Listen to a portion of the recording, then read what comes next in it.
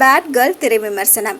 அஞ்சலி சிவராமன், சாந்தி Priya, Saranya Ravichandran, DJ Arunachalam மற்றும் பலர் நடிப்புல வர்ஷா பரத் இயக்கத்துல அமித் திரிவேதி இசையில வெளிவந்திருக்கும் படம் தான் பேட் கேர்ள். படம் எப்படி இருக்கு வாங்க பார்க்கலாம். ஹீரோயினி அஞ்சலி பள்ளியில் படிக்கும்போது சக மாணவனை காதலிக்கிறார். இந்த விஷயம் அவரது பெற்றோருக்கு தெரிந்து கண்டிப்பதுடன் வேறு பள்ளிக்கு அவரை மாற்றுகிறார். பெற்றோர் மீது கோபமடையும் அஞ்சலி, நீங்கள் சொல்வதையெல்லாம் இந்த பள்ளி வரை தான் கேட்பேன், அதற்கு பிறகு நான் நினைத்தபடிதான் வாழ்வேன் என்கிறார்.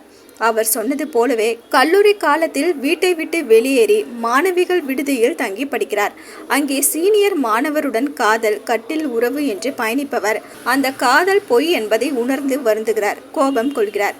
பிறகு வேலைக்கு செல்லும் காலத்தில் லிவிங் டுகெதர் வாழ்க்கை, அதிலும் சண்டை பிரிவு என்று பயணிப்பவர் இறுதியில் தனக்கான காதல் எது என்பதை கண்டுபிடித்தாரா இல்லையா என்பதுதான் மீதி கதை. அது தவறு, இந்த வயதில் இது தேவையா என்று சொல்லி கட்டுப்படுத்த நினைப்பதை விட பெண்களை சுதந்திரமாக விட்டாலே அவர்களே அவர்களது வாழ்க்கையில் எது தவறு எது சரி என்பதை உணர்ந்து கொள்வார்கள் என்ற கருத்தை படம் பேசுகிறது.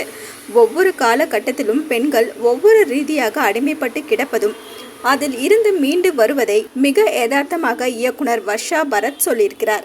படத்தின் ஹீரோயினியாக நடித்திருக்கும் அஞ்சலி சிவராமன் முழு படத்தையும் தன் நடிப்பால் மிக சுவாரஸ்யமாக நகர்த்தி செல்கிறார். ஒளிப்பதிவாளர்கள் பிரீதா ஜெயராமன், ஜெகதீஷ் ரவி, பிரின்ஸ் ஆண்டர்சன் ஆகியோரது ஒளிப்பதிவில் காட்சிகள் இயல்பாக பயணிக்கிறது.